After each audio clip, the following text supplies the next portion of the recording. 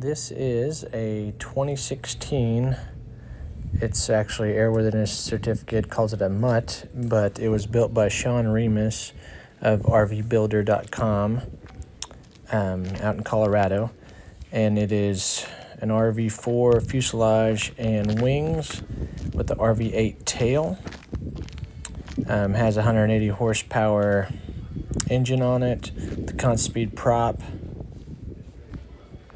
and it is currently for sale as of January 2025.